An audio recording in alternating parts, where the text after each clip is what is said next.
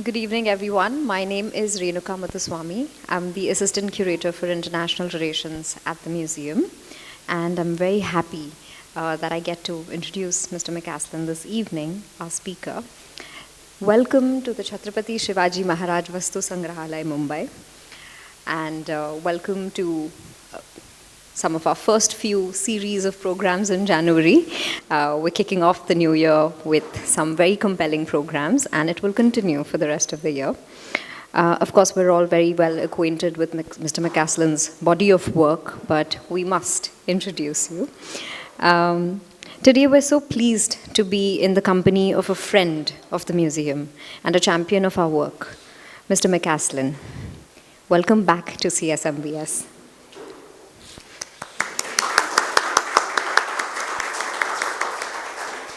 We're also joined by his wife, Ms. Dava, who has also been so supportive of our work.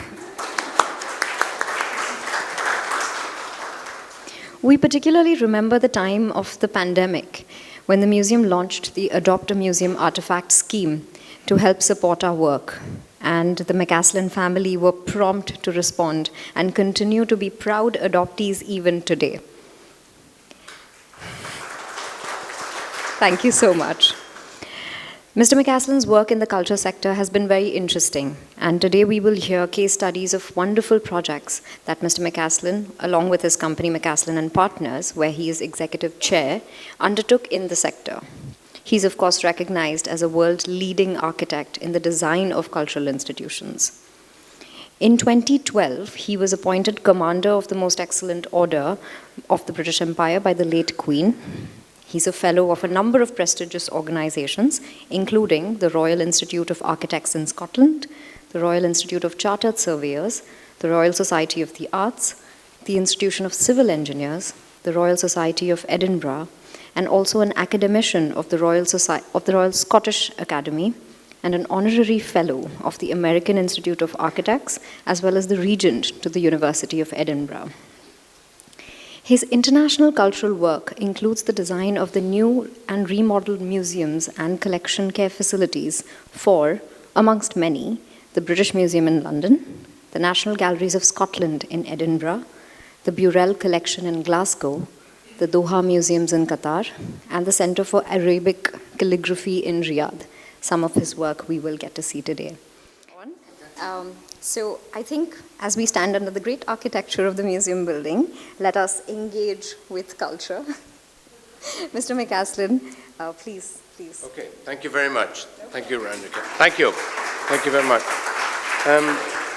So I'm very touched, honored as is Deva and myself to be back in one of our favorite cities in the world, no question about that, and engaging with some of the wonderful people of this city and culture. So it's an enriching experience in many ways for us, and it's 2 years since we've been here, which is far, far too long a gap as far as I think we are concerned. So many thanks for inviting me this evening. Okay, I'm going to I think I've got about 45 minutes, and I'm just going to say next, if we can, young lady could help me move through the slides. But no, I mean, I think when we first came to CSMVS, if you can believe it was about 40 years ago when Dave and I came, or 40 years ago when we came on our first trip to India, which makes, obviously you realize that we're older than, well certainly I'm older than I look, Dave and not,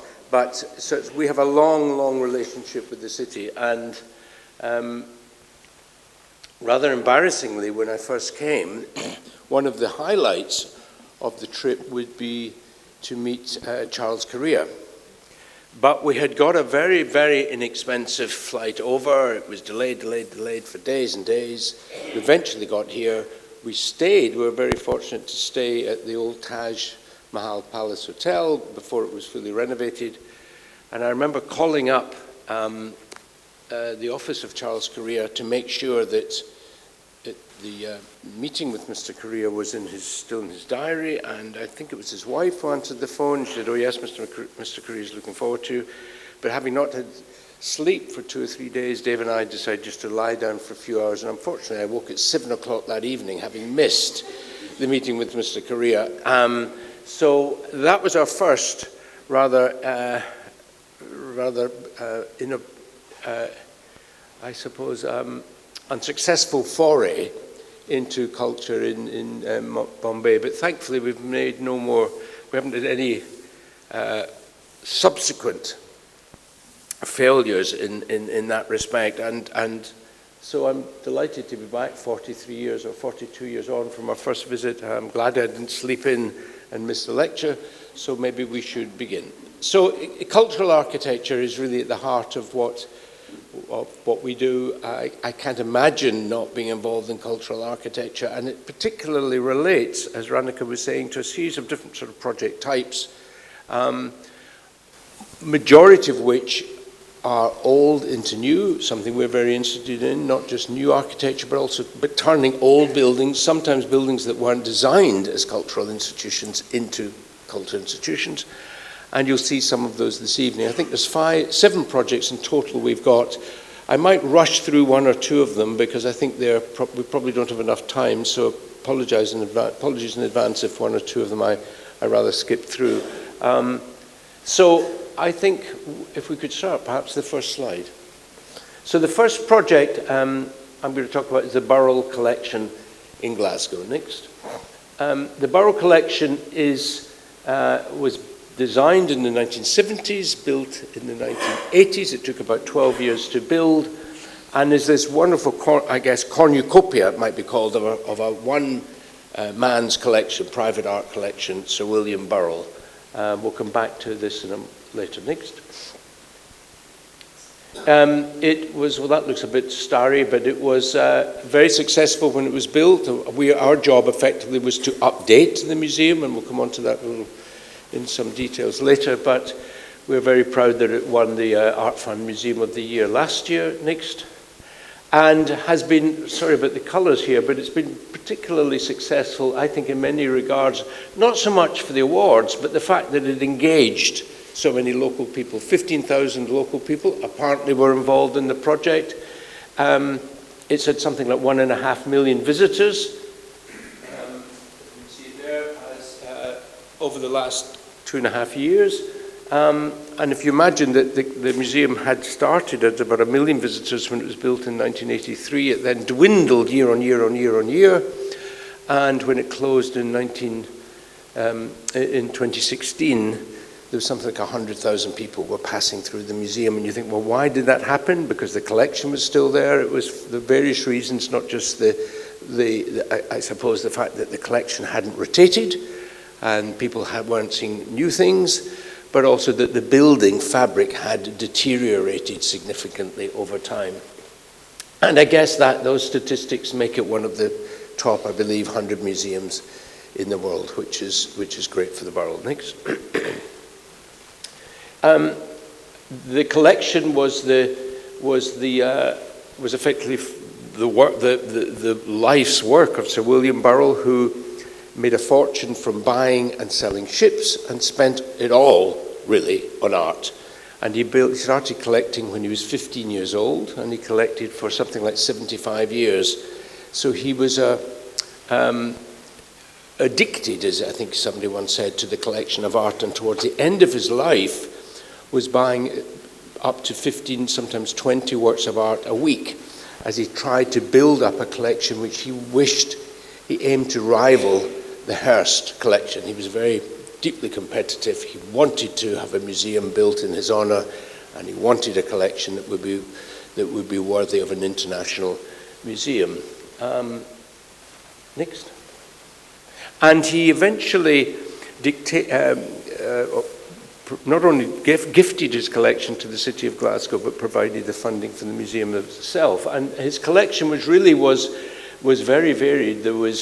It's art from 5,000 years of civilization, 9,000 pieces in total, which start with very earliest Greek and Egyptian sculpture, Chinese, works of Chinese art, very strong on Gothic, European late Gothic tapestries and stained glass, and then moves forward to having some wonderful work from French Impressionists, Cézanne, Degas and others, and Rodin.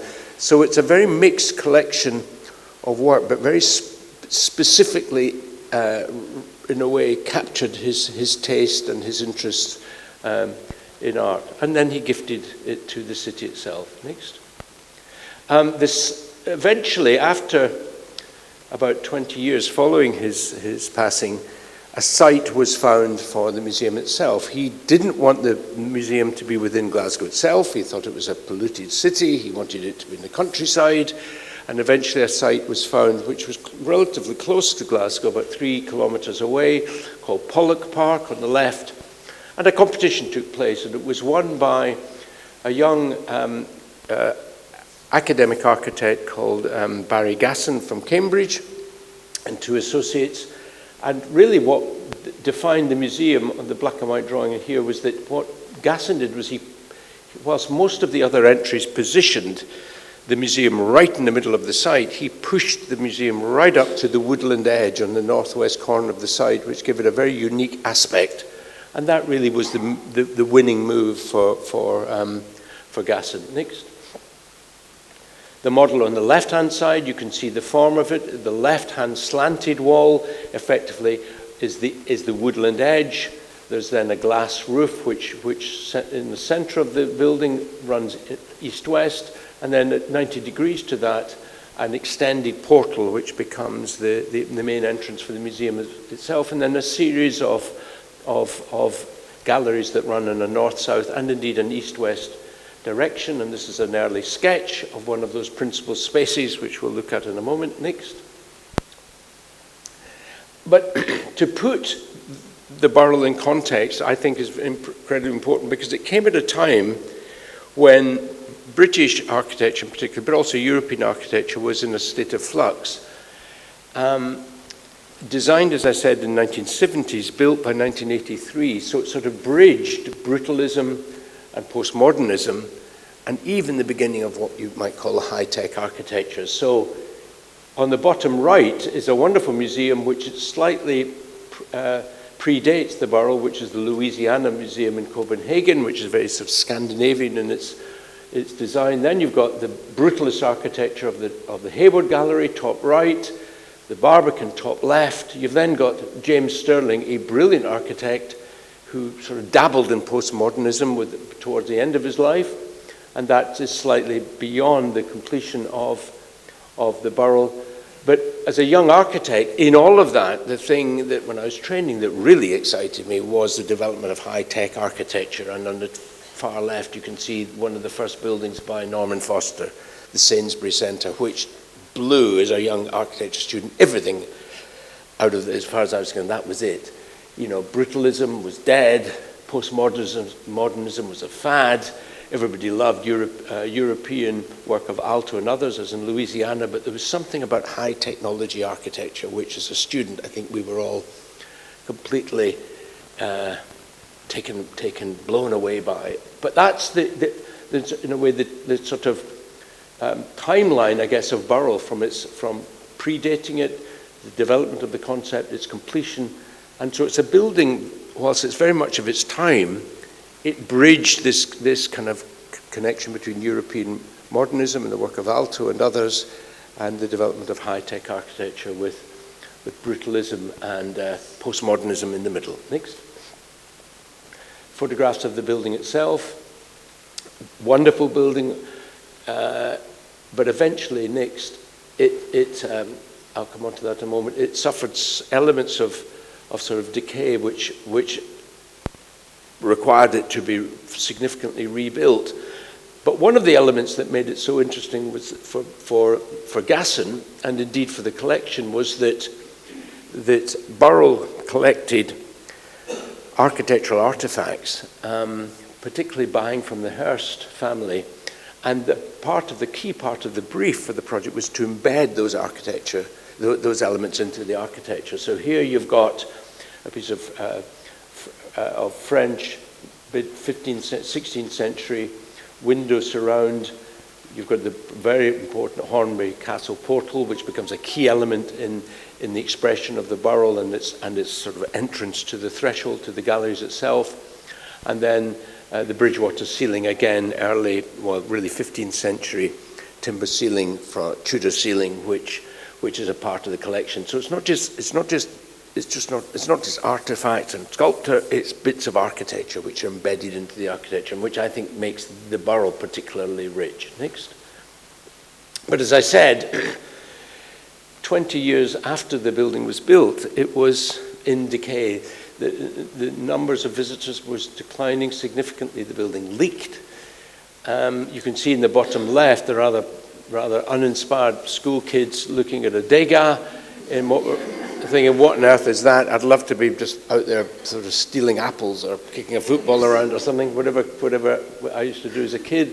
And then in the bottom right, so the display techniques had sort of run their course. The building sadly was in decay. It had issues of accessibility. But there was one architectural element in the building which really never worked, and nobody really ever talked about, which was in the middle of the building. There was a lecture theatre, a dark, sort of volumetric space which was barely used, and it was this sort of blockage right in the middle of the Burrell. And I think that was the element that we really figured out had to be removed. This is a building which is highly regarded. It's what we call Grade A listed in Scotland, so it's protected building. It's the highest level of protected building, and it's the most recent protected building of this type. So it's new, it's highly protected, but it's this rather grim space in the middle, which was the lecture theatre, which nobody ever used. Next. So we really had three elements of work to contend with. The first was to improve accessibility, external accessibility with the park and into and through the museum within Pollok Park, which so meant that there have been some modest level changes. We removed car parking and made it more discreet. We got a more kind of engaged pathway system through the park. So accessibility was key, and also to create new entrance points for the museum, which would pick up people as they walked around the park rather than through one single door. So its permeability for access was important to the brief. Next. There was the usability of the building itself, and I'm not going to go into this in much detail, but the areas in blue, despite the fact the building was highly protected, were the areas that we felt and the client felt needed significant interventions to make it work better. One was to build galleries. I'll just show it from here. It's to make more use of the galleries on the principal floors. This is principal floor, lower floor, and upper level. For more use of the galleries there, open up this space, the lecture theatre, and rather crucially, take the mezzanine floor, which was offices, and to turn those into maker spaces. So it's the making of art. And by doing that, we got, instead of having one floor for exhibitions, we effectively created three floors. The lower floor became an exhibition space. Crucially, it took the collections care centre, so all the collections, all 9,000 objects are on the museum site itself, which is incredibly helpful for them to rotate displays. It allows a thematic approach to the presentation of the collections, and then on the uppermost level, on the far right, we have the Makers Gallery, which was a very, I think, enriching part of the story of the collection, which was how it was made, how was the art made, and that's a very interesting, I think, and rather dynamic part of the museum itself. Next. So and then from the architectural point of view, on the upper slide, well, we did nothing. It looks exactly the same, despite the fact it was really taken apart like an old kind of sport, if you bought an old Ambassador that's lying in a field somewhere and you wanted to restore it, it's a bit like an old Ambassador. The exterior looks exactly as it was, but the engine was replaced, which is the lower slide.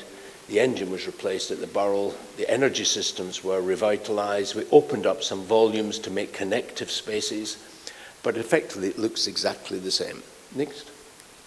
And impossible to read, but the third part of our project, the first being access, the second usability and communicating itself as a museum. The third was to transform the ecological footprint of the museum and you just have to believe me when I say that what this is saying, all of these diagrams, is that we now have a BREEAM Excellent, which is the highest level of ecological performance for a building. And we've dramatically reduced by 80% or something its embodied carbon, which is on the top right. It's gone from figure 126 to 22. It's gone from an E to a B rating. And the envelope was rebuilt. So the envelope is now no longer leaks, no longer allows air to blow in and out, and it's got photovoltaics on the roof, which means the majority of the energy is provided from the existing site itself with ground source heat pumps and photovoltaic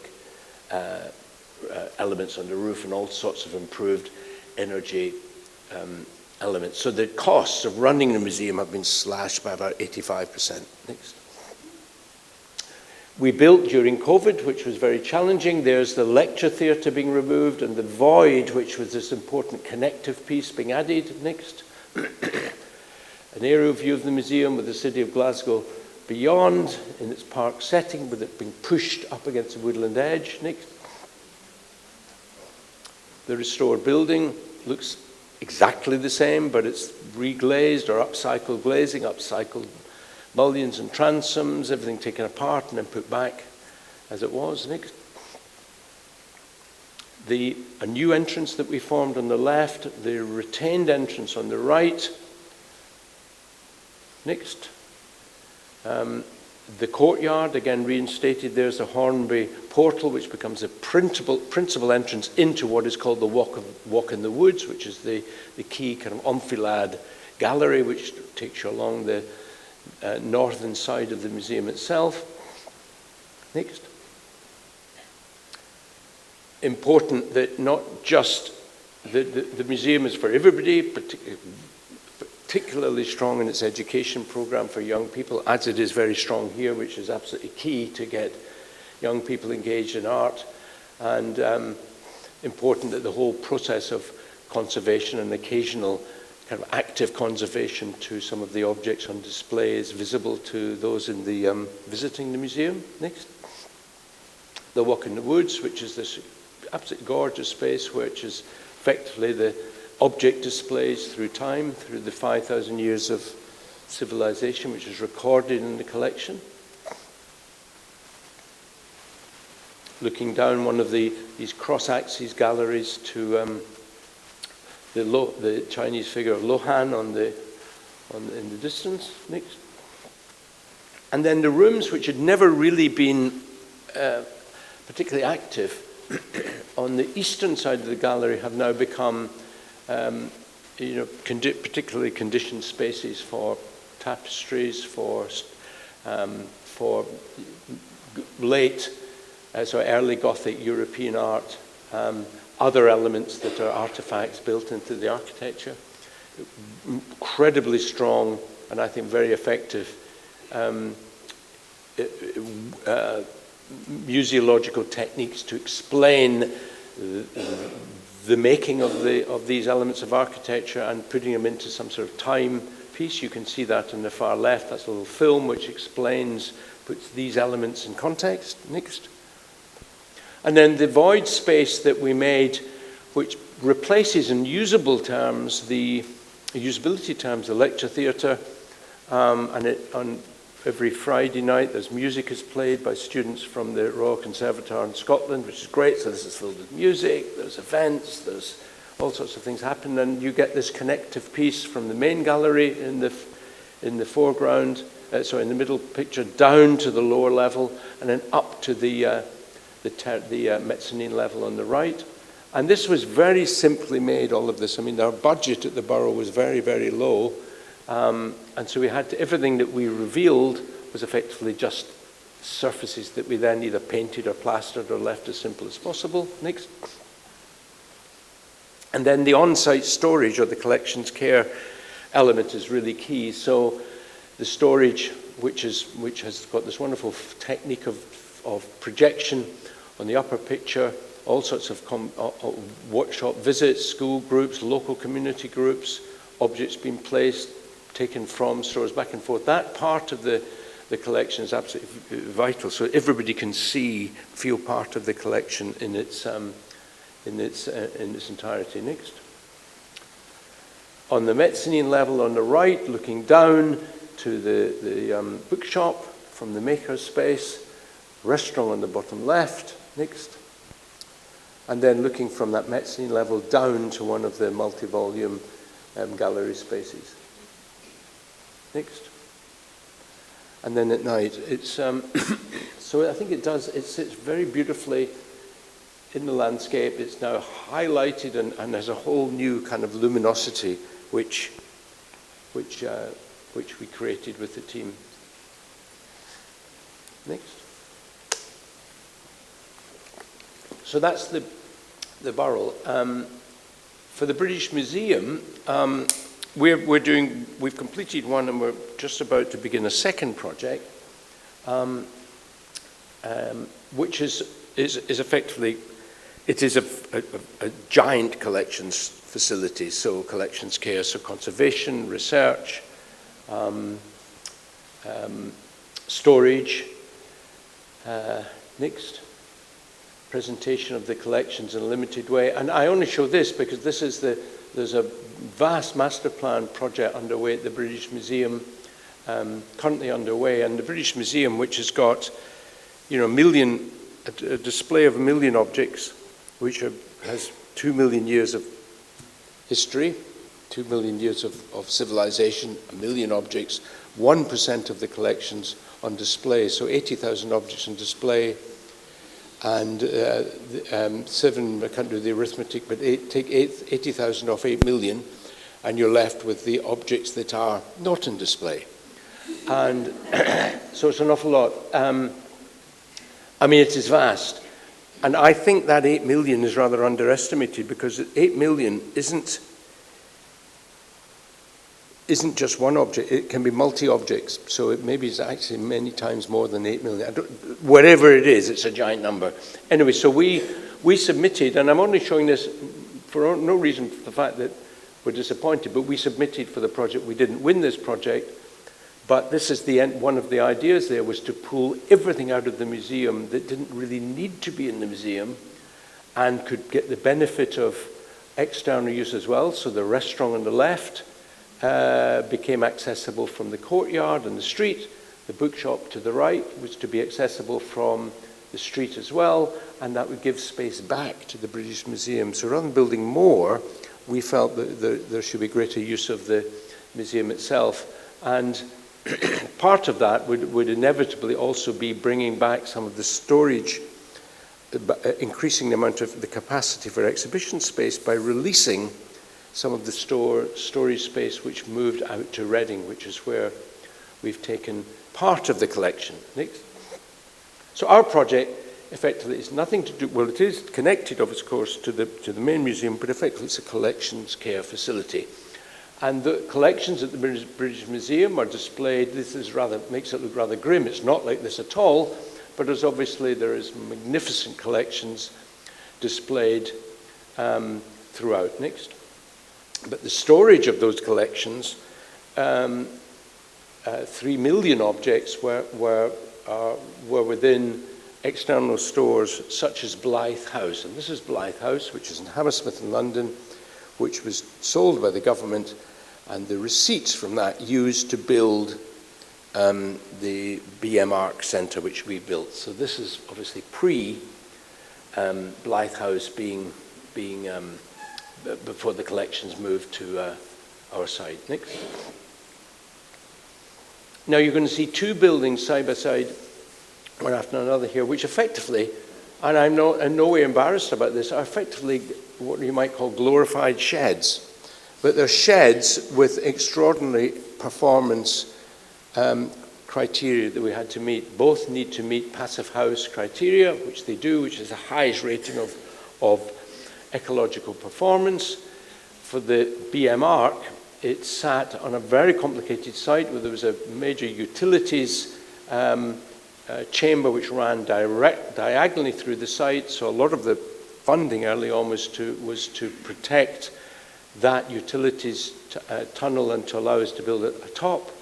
And effectively we took pretty standard portal frame and then re-engineered it in order that it would provide the level of fire protection internally and free spanning to allow it to act as a series of collections care and accessible stores and research space and public spaces.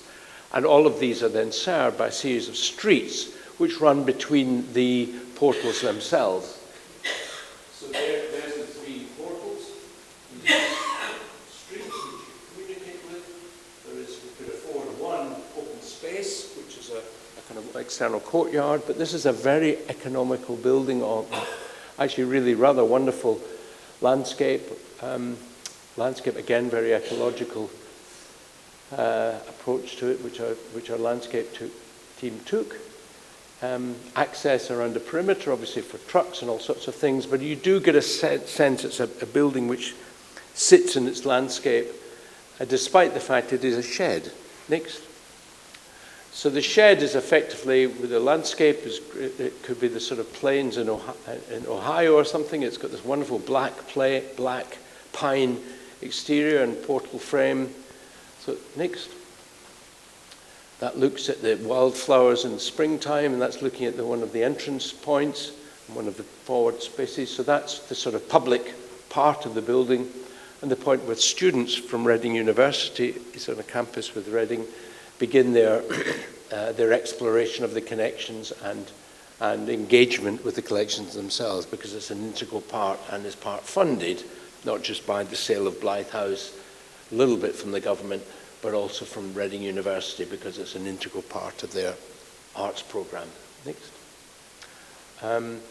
We're also now designing the second phase, which will match the first, so it's another shed, which will take another 1.2 million objects, and we're just waiting for funding to be released, but effectively it will mirror the first building and then have connections through. Next.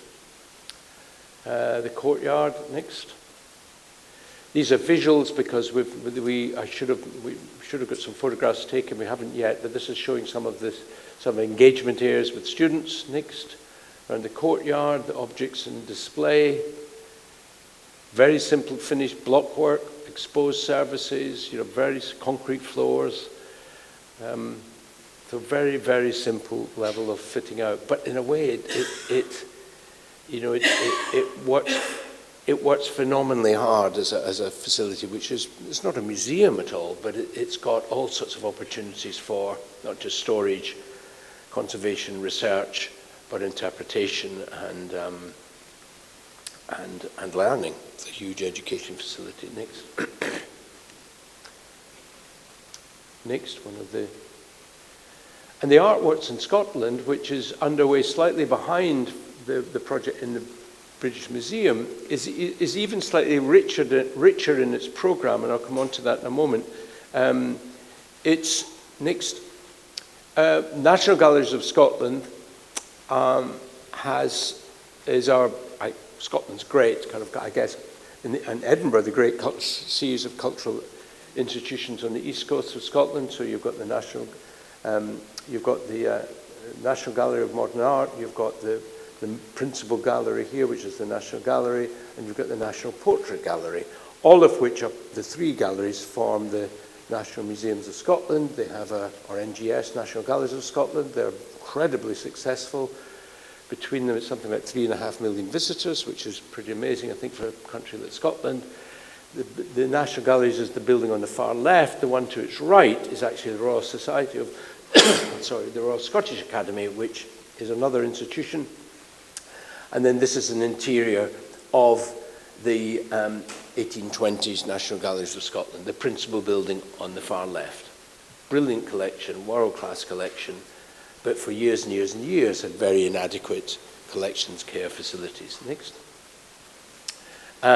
Wonderful, brilliant collections. My favourite, I think the reason we won the competition, actually, the odd things that makes you win it was that as a schoolboy, when I was young, I went to boarding school, and every time I came to Edinburgh, I'd do all sorts of things, but one of the things was I'd go to look at this wonderful picture. Does anybody know what that is? You should know. Nobody knows? Good. I always usually give a sort of £5 prize for somebody who can name it, but again, that's good. I hold on to my £5. It's Velasquez 1603's Old Woman Cooking Eggs. An amazing picture, which I think is one of the centerpieces of the National Galleries of Scotland. But its collection is varied, and there's obviously a gallery of modern art, so there's Scottish art, there's European art, there's a wide range of art that's presented in National Galleries of Scotland. Next. But the site for the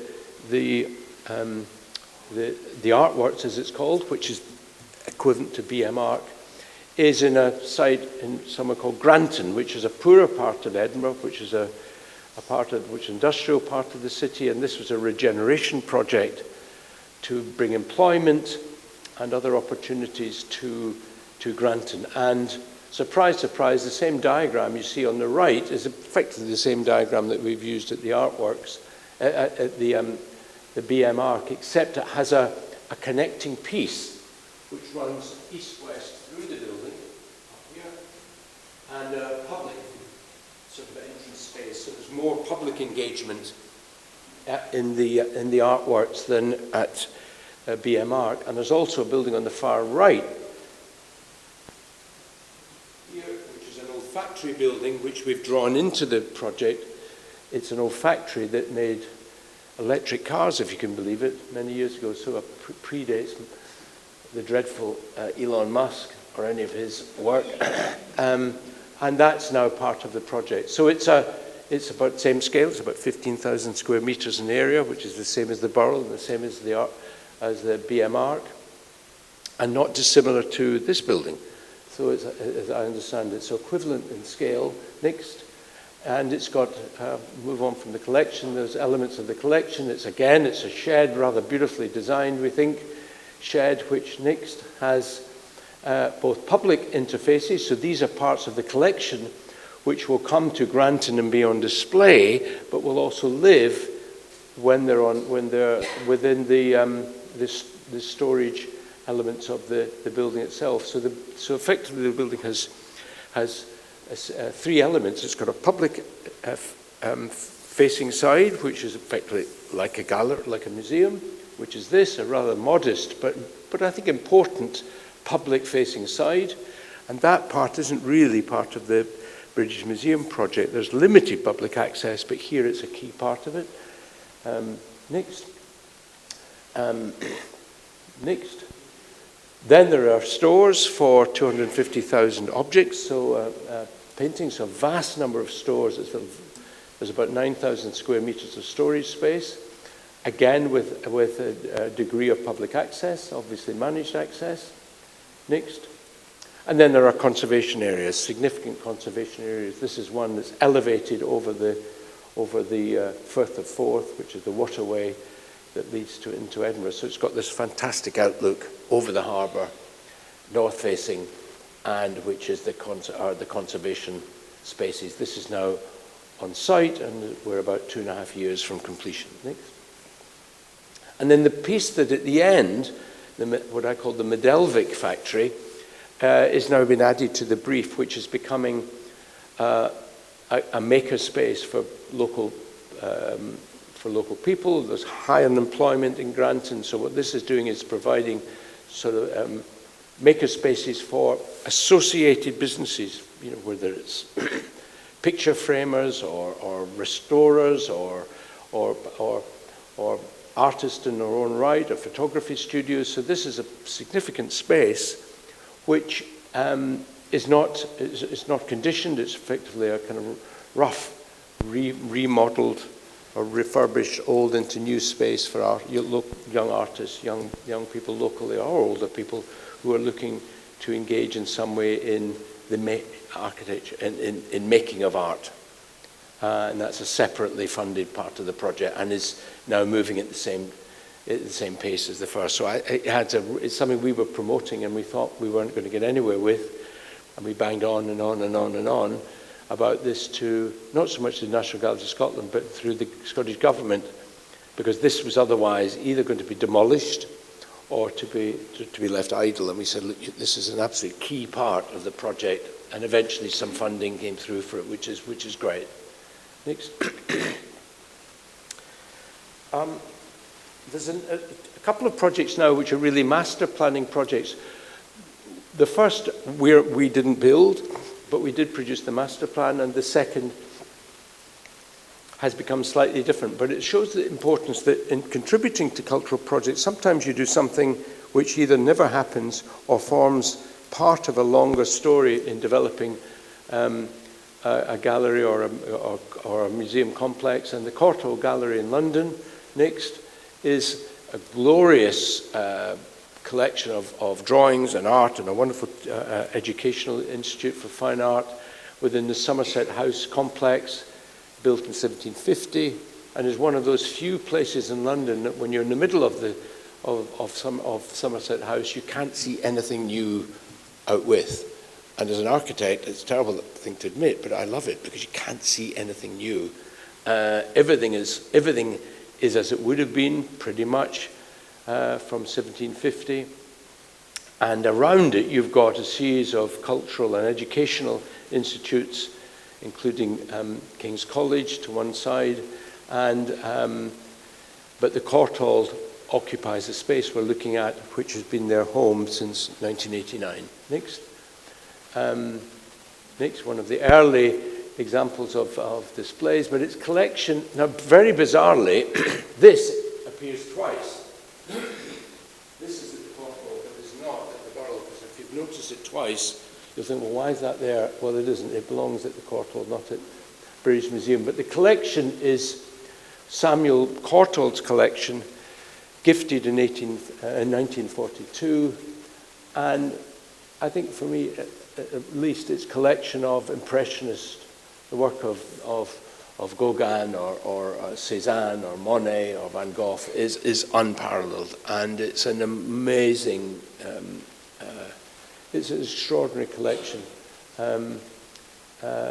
which has hosted recently in the middle of the Monet collection of Monet's paintings of the Thames in 1902, which covered, you could imagine, he painted, there's I think 20 pictures he painted of the Thames from his suite at the Ritz Hotel overlooking the river, and he just caught, that's when London was smog bound for most of the year, and he just loved it. Whilst most people loathed the light through smog, he loved it, so he painted these extraordinary sunrises and sunsets from his suite in the Ritz overlooking the river, right next to where the Courtauld is.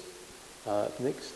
So our project there was, again, it was both collections care, it was display, and these were pre-existing rooms. So, unlike the artworks or BM Art, these are pre-existing spaces which we turned into collections, care and research spaces. Next. And then the principal intervention was to open up this volume which had pre-existed to become the principal gallery for the Impressionist collection, which is broadly as it was built. Next.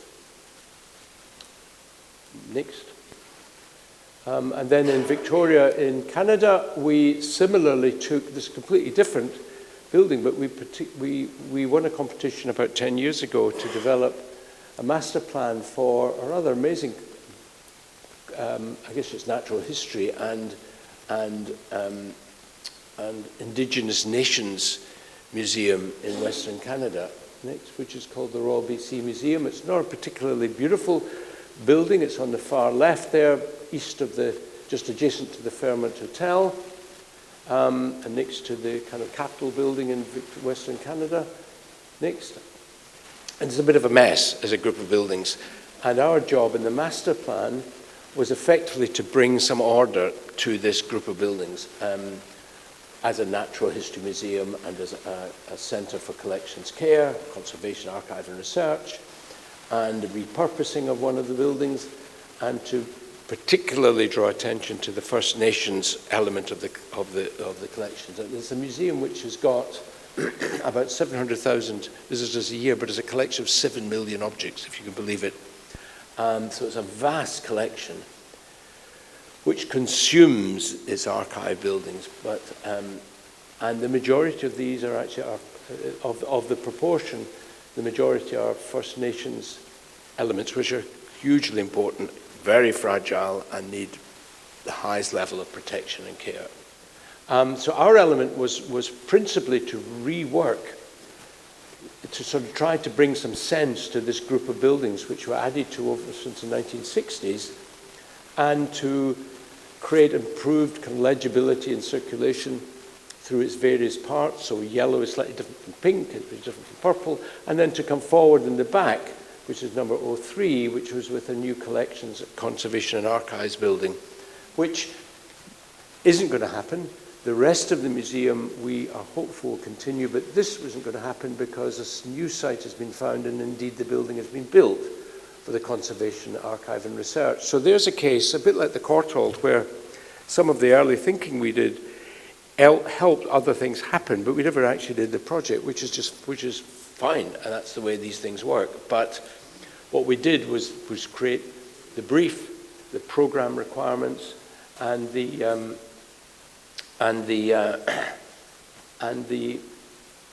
opportunity for the Collections and Conservation Centre to come into being and to be funded by the provincial government. Next.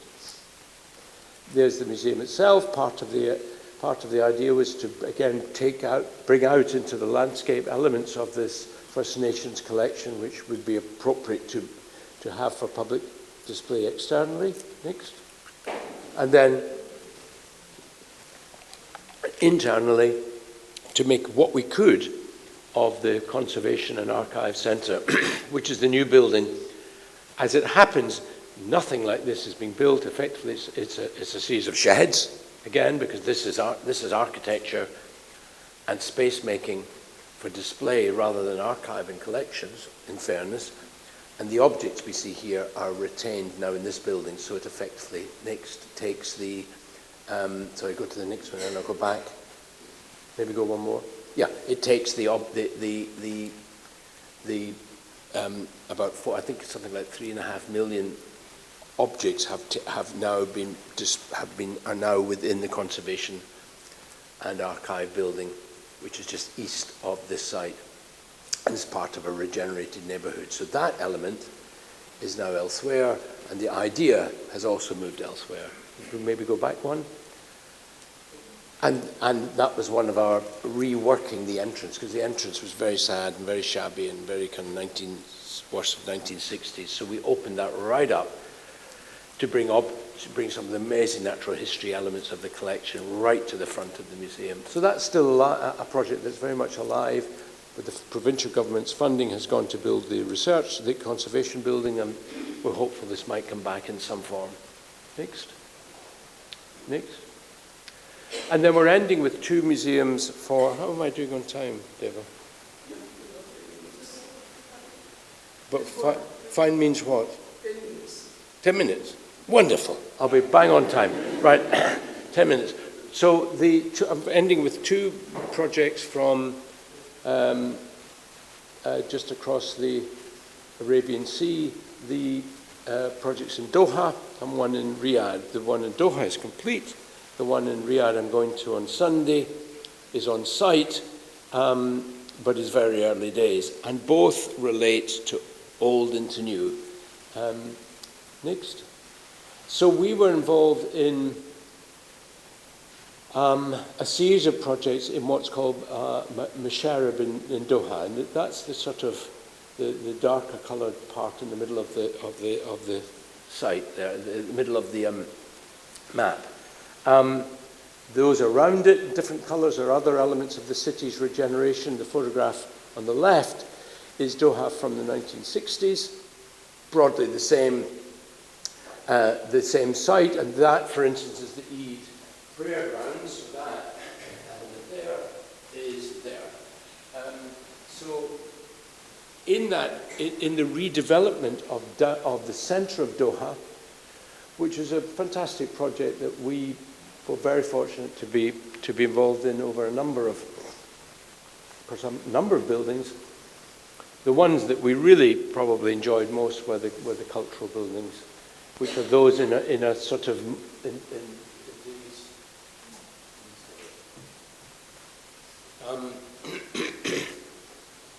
the project began in 2008, it ended in 2018, and it's a model, really, I think it's seen as a model for inner city, low energy regeneration in the Middle East. And I think it has been a great success, and I think, works very well. Next. So there's our 4 museums, which effectively were museums of effectively daily life and the development of Doha, or of Qatar, as an independent nation, and looks at the development of Qatar and its wealth creation, but it also challenges some very difficult subjects about slavery, and that was led by Sheikha Musa, the wife of His Royal Highness, and we were architects for all of these buildings, and we worked with an exhibition designer called Ralph Applebaum from New York, who's very good, who created the interpretive design. The buildings were all built from about 1910. They had fallen apart, were decayed in various forms, and they might not seem particularly important historically in terms of time, but they were absolutely key to Qatar and Doha for the history of that place.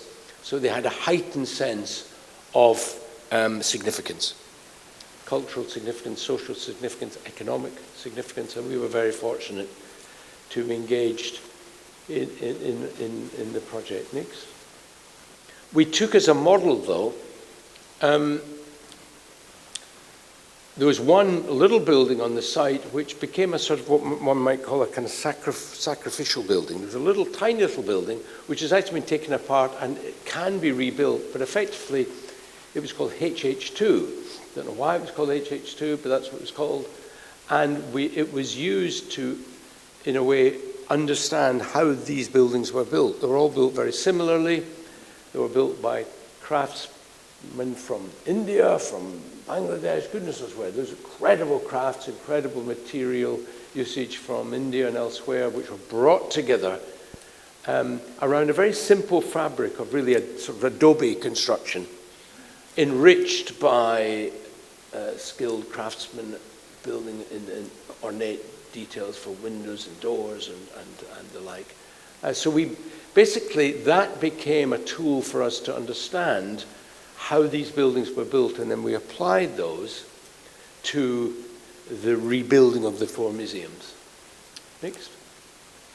That's as they were beforehand. That, for instance, was one of the, that was one of the building part deconstruction. And I have to say, I thought, can't these buildings, that tall building in the back, be repurposed? Well, it really couldn't be. We visited it.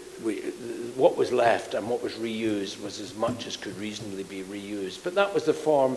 One on the left is what was called Radwani House, which actually became the most authentic piece of restoration because it was restored without any air conditioning, without any services. So in the summer, it's very hot. But you get a sense of how it naturally ventilated itself through various techniques. This is actually one called Ben Jalmoud, which is a museum of slavery in its original form. Next. So what we did was essentially on the 3 buildings where we had interventions, we left the upper parts exactly as they were, and we repaired and infilled some courtyards with roofs, with kind of glass roofs, and wrapped over glass roofs over some of the ends. And we built some spaces, gallery spaces below ground where there was a need for additional display, reached by circulatory voids into museum spaces. So to all intents and purposes, externally they look pretty much exactly as they did originally, but within sort of careful interventions built in around the perimeter. Next. And the principal changes below ground. These are some archive buildings behind being built, nothing to do with us. This is the repair and reconstruction of the original buildings. Next. completed work with, I think, fairly delicate new landscape elements, various platforms that we added into the space. That's obviously a new building, one of ours, and interventions on the left, and you'll see the interior of that in a moment. You know, you could say slightly dwarfed by these buildings around the perimeter, but that was an essential part, I think, of allowing an archive, museum archive building to be built within the context of these cultural buildings. Next. One of the exterior views with this elevated, perforated or patterned glass wall which we introduced. Reflective pond, next. Colonnaded element. Interior space, one of the education spaces. Story of Qatar. Objects on display. Well, the objects were very humble, very simple, but had huge value to people locally. I mean, these were things that were found as the original site was demolished. So they became this heightened sense of importance. So there was all bakelite switching, back and old television, all sorts of stuff. I mean, I don't know if, like me, I find when I find something that's old that I might have had as a kid, it becomes it's a heightened sense of importance. And here, these objects are ones which have absolutely no commercial value, but a huge social and cultural value. And we introduced all sorts of, I think, pretty delicate and well-integrated service systems. Everything hung off threshold points, so the historic fabric was protected, or that we'd rebuilt, so it's rather delicately new and altogether rather delicately integrated. Next. And use of all sorts of techniques for interpretation and representation. Next. Next. And then the last project, which is we're now very heavily involved in a series of cultural projects in Riyadh and in beginning also in Jeddah, which we're enjoying very much. And this is the Mohammed bin Salman's Global Center for Arabic Calligraphy, which is a competition that we won. And it's a completely new area of territory for us to be involved in, and one which we now really are beginning to enjoy greatly as Saudi Arabia opens itself to the world. Next. And of course,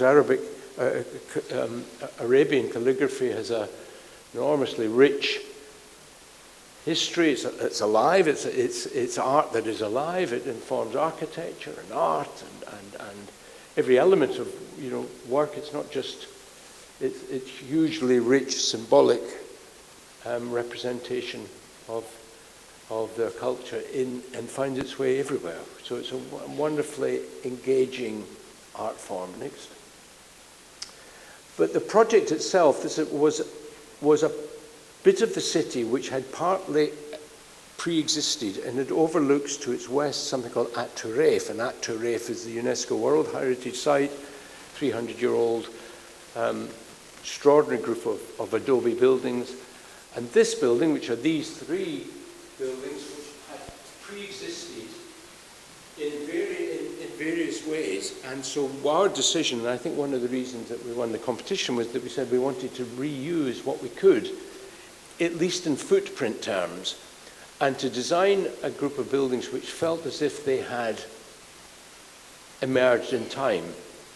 So the forms of the buildings and the way they collect around this external space was sort of consciously done, but to appear as natural as they possibly could be. So much of this, there's a drawing missing here, which is frustrating, but there's a drawing here which shows what the original footprint of what were just in parts walls, some parts were bits of things, and we effectively invented a form of buildings which grabbed what we could get from what pre-existed, and with little bits of light archaeology we found other walls, so we created a form of buildings which sort of represented what might have happened, what might have been here. Certainly it's exactly what happened in certain places, and built these up and began to use construction techniques which were as authentic as we reasonably could find. So some of these are indeed adobe construction, some are concrete, some are rammed earth concrete, and which from a decorative point of view take the form of Najd architecture, which is at Turayf, and reimagine what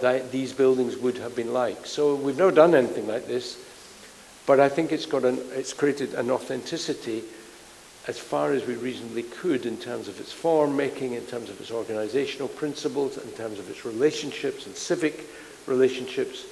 And it emerged in time. I mean, we never had any idea that this is what we'd end up with, but indeed this is what we've ended up with, because as we added elements to the program, they sort of popped up in roofs, or they change elements. So we as this building might have changed over time, we too changed the design as the program shifted. Next.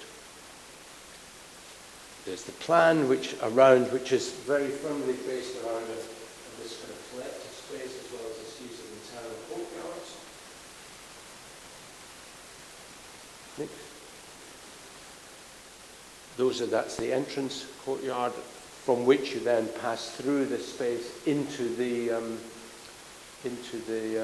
museum element itself. Next. The museum courtyard. The museum courtyard. Next. The museum spaces, which again we've actually changed it. What we now have is every 4 meters there's a cross beam we've introduced, because the cross beam is while structurally not needed, it references the fact that when this would have been built, the construction would have been limited to 4 meters without inserted walls. It's as if we've put in the beam, the wall's been removed, and that's what you have. So there's a sort of logic of change built into the architecture. Next. One of the education spaces where calligraphy is taught by experts. Next. Presentation. And the principal space, which we sort of invented, but which would have existed, we felt, which would have been a tower which signals the building itself. That's it. Thank you.